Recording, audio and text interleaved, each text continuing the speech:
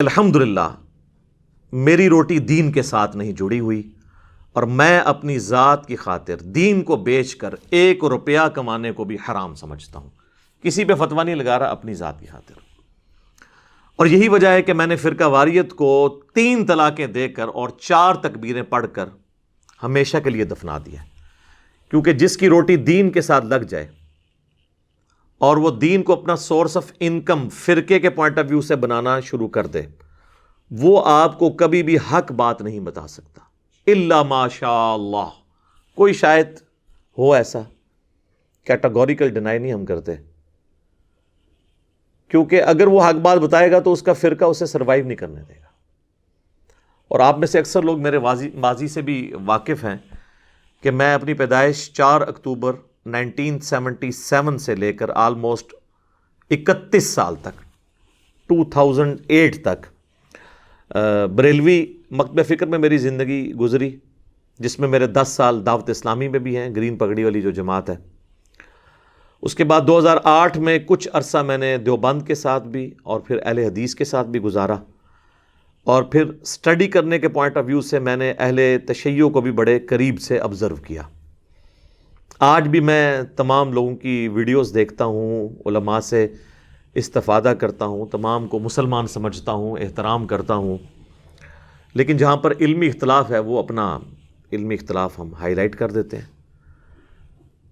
سوائے ایک فرقے کے جو ہمارا سب کانٹیننٹ میں بہت بڑا ایشو ہے، وہ قادیانیوں کا فرقہ، ان کو بھی میں نے ڈیٹیل سے سٹڈی کیا، لیکن ان کی میں تکفیر کرتا ہوں. ان کے سوا سب کانٹیننٹ میں ہم کسی فرقے کی تکفیر نہیں کرتے.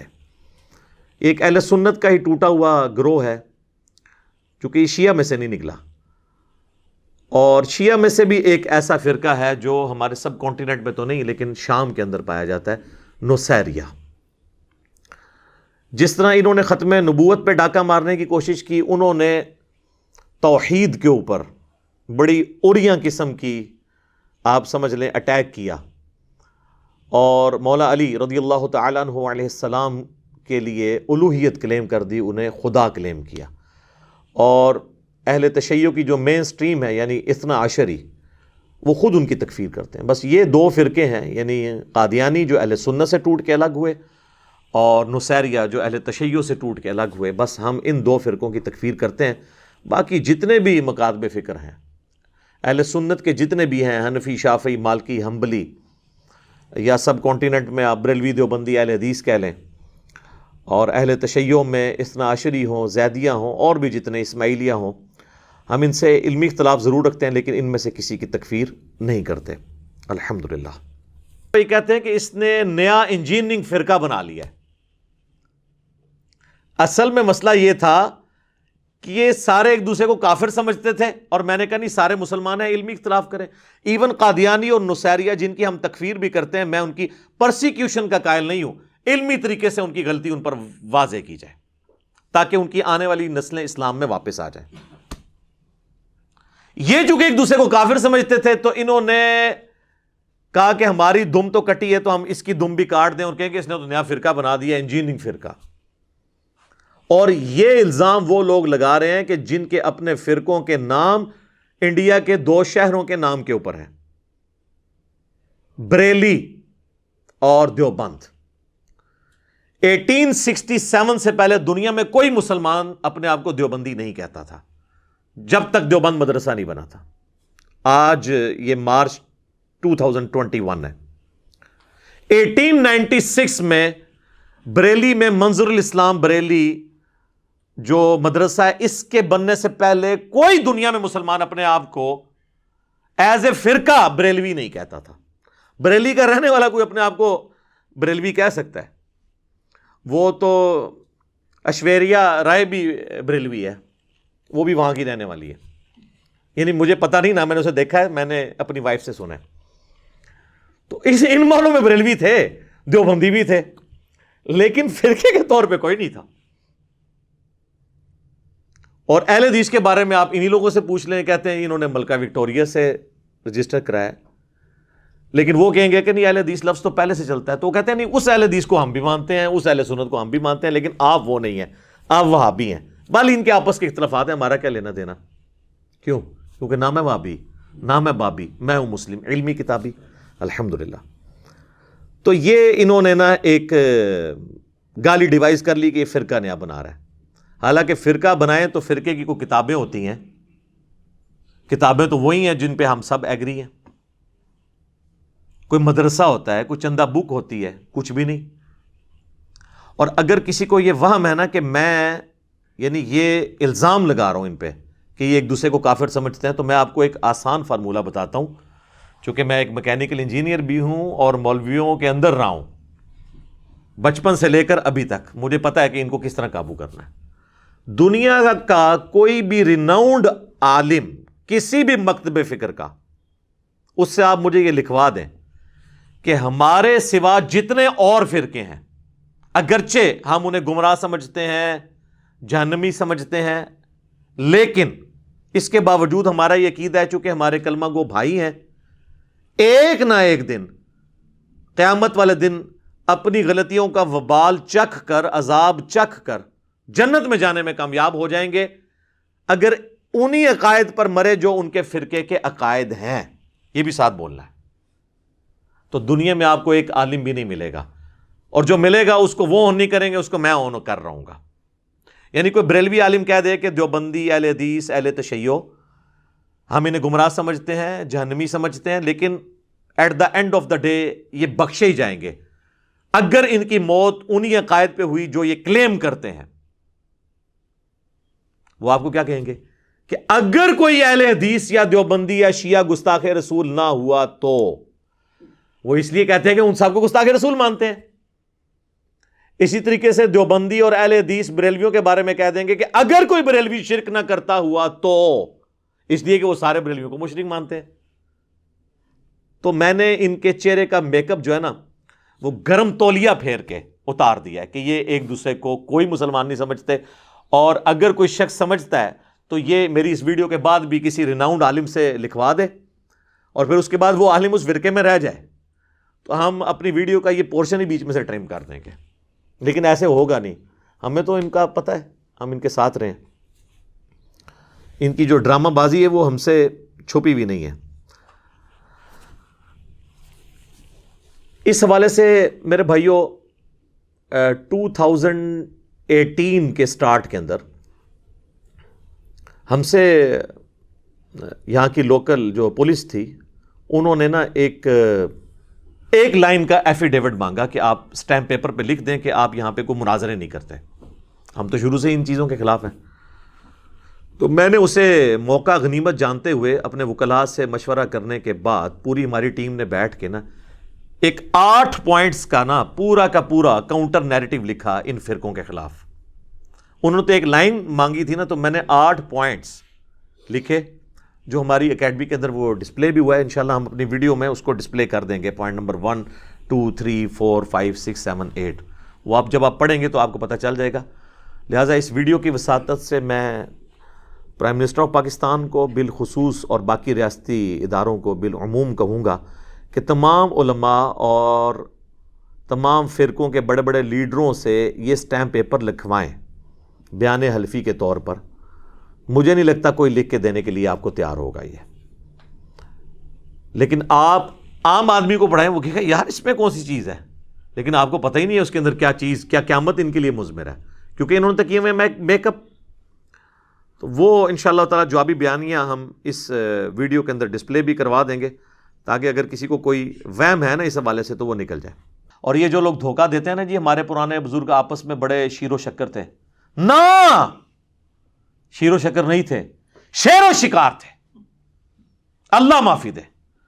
اور آپ کو پھر ہم تحدیث نعمت کے طور پر مثال دے دیتے ہیں۔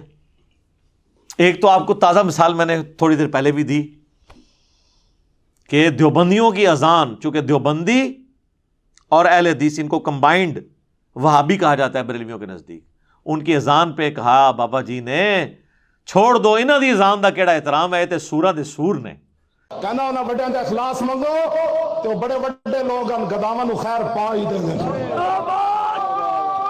چلو جی چلیے او بھابیاں دی اذان اے تے کیڑا ادب ہے اے تے سور دے سور چل چلیے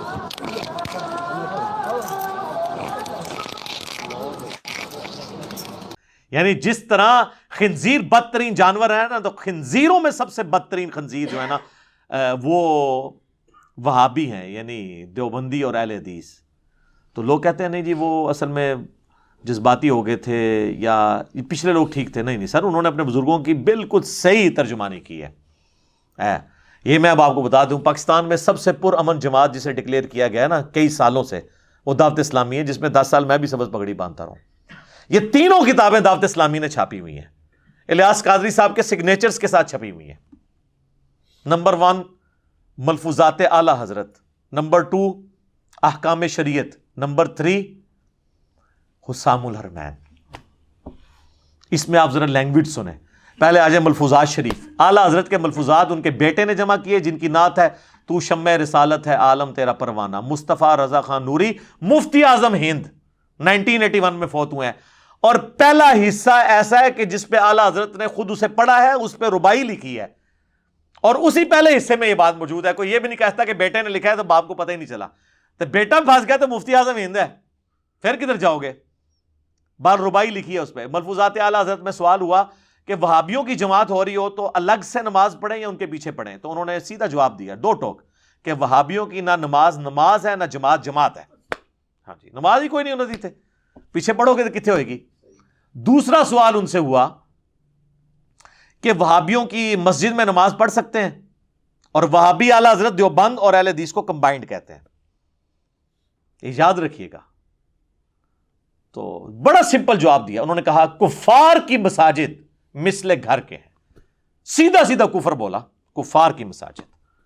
تو جس طرح بخاری مسلم میں آتا ہے نا کہ پوری زمین میرے لیے سجدہ گاہ ہے، کہیں پہ بھی نماز پڑھی جا سکتی ہے، تو یہ سمجھ لیں جیسے گھر میں نماز پڑھی ویسے ہی جو ہے نا وہ ان کی مساجد پڑھی، یہ کفار کی مساجد ہے، کفار کی مساجد، اندازہ کریں۔ اور تیسرا سوال ہوا کہ وہابیوں کی اذان، تو انہوں نے کہا کہ ان کی اذان بھی نماز اور جماعت کی طرح باطل ہے۔ ویسے تیسرا سوال کرنا بنتا ہی نہیں تھا، جب پہلے 2 سوال بھی فارغ ہو گیا تو اذان بھی کی کیا مطلب حیثیت رہ جا رہی تھی۔ کہا ان کی جس البتہ جب اللہ کا نام آئے تو جل جلالہ یا عز وجل اور نبی الاسلام کے مبارک نام پر صلی اللہ علیہ وآلہ وسلم آپ کہہ لیں، بس یہ آپ کر لیں، وہ احترام دے دیں، ادروائز کوئی نہیں۔ اور سر یہ تھا جو احکام شریعت میں انہوں نے جتنا اوریاں فتویٰ دیا ہے کھول کے۔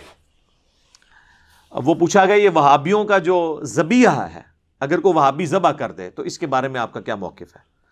تو انہوں نے کہا وہابی، یہاں انہوں نے کھول دیا وہابی کی ڈیفینیشن، انہوں نے کہا وہابی یعنی دیوبندی لفظ لکھا، اہل حدیث، رافضی،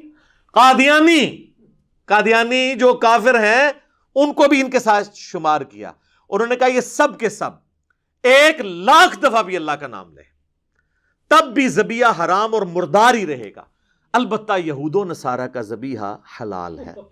جی میرے پہ یہ الزام لگاتے ہیں کہ یہ انجینئر جو ہے نا وہ قادیانیوں کو کافر تو کہتا ہے لیکن یہود و نصارہ سے بدتر نہیں کہتا۔